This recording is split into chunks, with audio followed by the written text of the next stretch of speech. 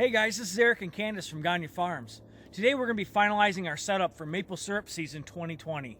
It's 40 degrees out here today, the sun is shining, and the sap is flowing. We're going to be setting up our arch today, our cinder block arch, and then we're going to be putting our evaporator pan on top of that. We're also going to be setting up our tent, so you guys stick around and check it out. If you like this video, give us a thumbs up and subscribe to our channel. We really appreciate it.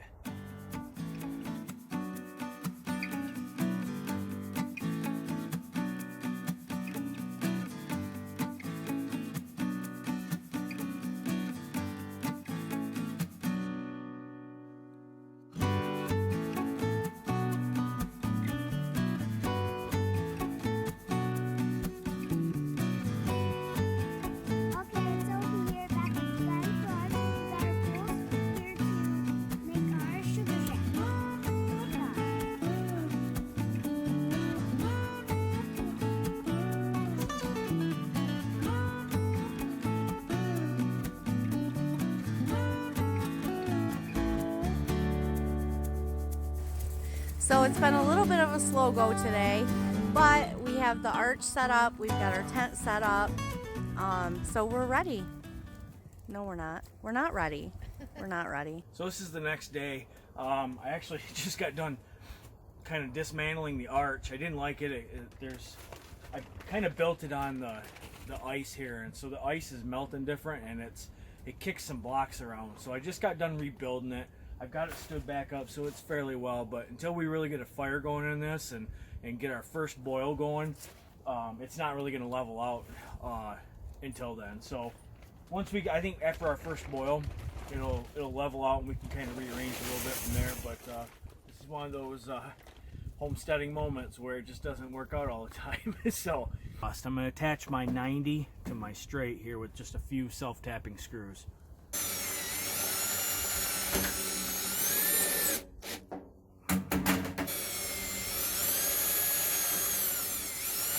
Ow. Yes, this is as bad as it looks, but it's all I have going right now. If you guys got any suggestions of how to hook up a piece of stovepipe to a cinder block, let me know, because I'd love to see it. I just haven't ran it. I'm sure there's something out there, I just haven't ran across it yet. So the other thing I wanted to show you guys too is I just put some fire brick in here. It's not solid across there. I probably should get a few more bricks.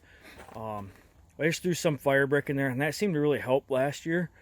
Like I said, I think maybe if I get maybe 2 or 3 more, I can shove these over, and I have the whole thing lined across there. So just wanted to kind of show you guys what I had going on with that. Well, that's pretty much it right there with the arch. All I did was set the pan down, and I want to show you something real quick here. I was gonna show you guys this before I put all this together, and I forgot. But underneath here, right in there, I have here. Let's see if I can pick this up just a little bit. See that right there? That's called fire cord. I went all the way around on the bottom of the pan there just to seal off some of that. So I used 1/2 inch rope, fire rope. So, and then I just have some of these old bricks, Saginaw bricks here, that I put around the outside to kind of seal it up a little bit, and this seems to work out pretty well for me. So it's gonna move around a little bit once we start a fire and really get rolling with the boil. It'll all move a little bit. I might have to, I have some cracks in there. I'm gonna have to seal up once everything kind of moves. Once I do a boil, I'll kind of reassess everything. So that's kind of what I ended up with here for my exhaust. And what I use, see, I just in this hole where the brick is, I just shoved some big frozen dirt chunks in there and put a piece of metal over it. So we're gonna see how that holds up. Might have to do something else. This is 5-inch stovepipe. Actually, I think it's vent.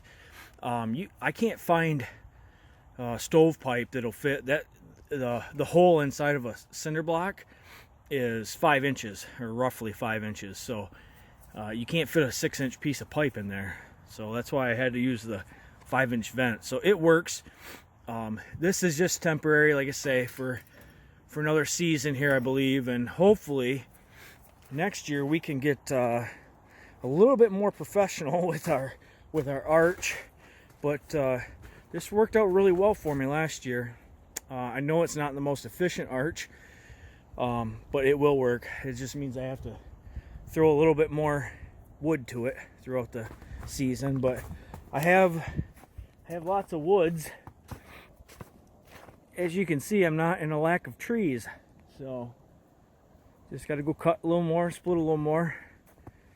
So we'll do that for another year, I think, and maybe next year we can get something mortared in, either use a block or actually a steel arch.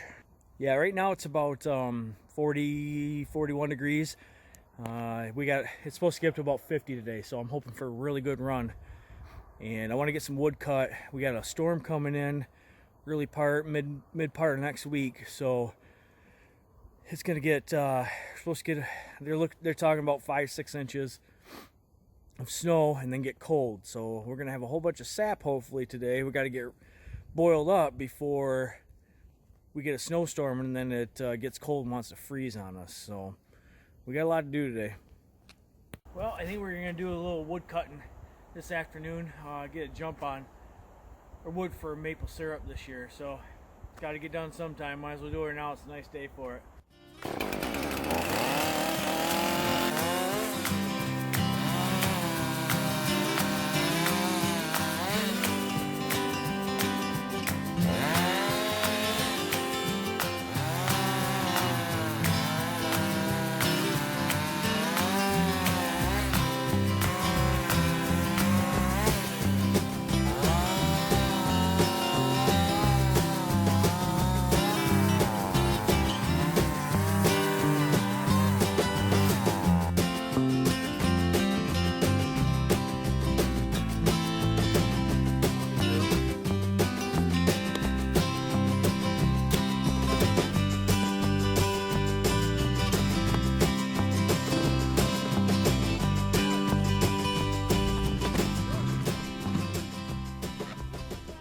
Best splitting mow I've ever had. This is a Fisker's. I believe it's an 8-pound. Highly recommended. I know this is just ash, but this is by far the best splitting mow I've ever used. Well, it's time to go around and collect our sap today. We got a snowstorm coming later, so we want to get one good collection out here this week. So I'm hoping to get it collected, RO'd down here in the next day or so, and then boil Friday, Saturday. So let's go. All right, let's see what we got in this one here. Oh yeah, there's a little bit in there. Not as much in this one, but it's all right.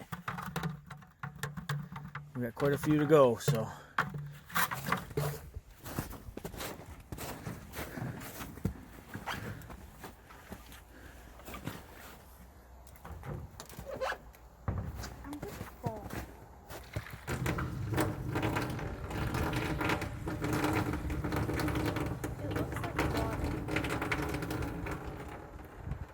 Sap.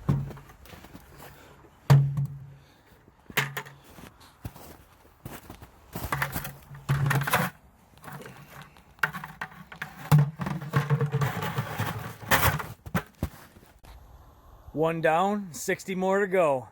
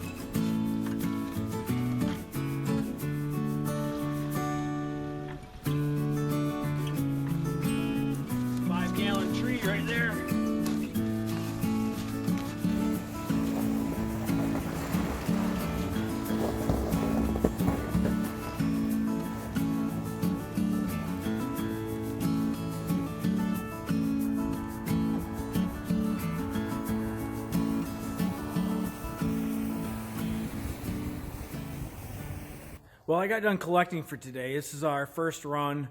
It was a pretty short run. I would say no more than 2 days.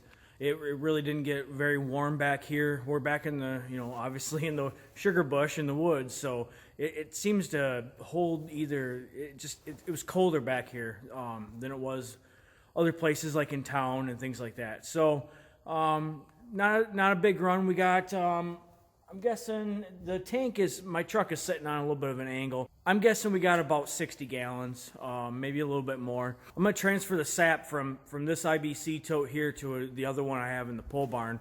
And we're gonna just hold it here and make sure it doesn't freeze for the next few days. But we'll probably run on this weekend. It'll be nice and cool here in the pole barn. I'll be running the RO system this week so you guys can see how that works as well. Thanks for following along this weekend while we collected for maple syrup season. We're going to have plenty of videos in this series to show you guys a step-by-step process of how to make your own maple syrup at home. It's pure, organic, sweet. I love it. Hey guys, if you like the content, give me a like and hit that subscribe button. We'll see you guys later.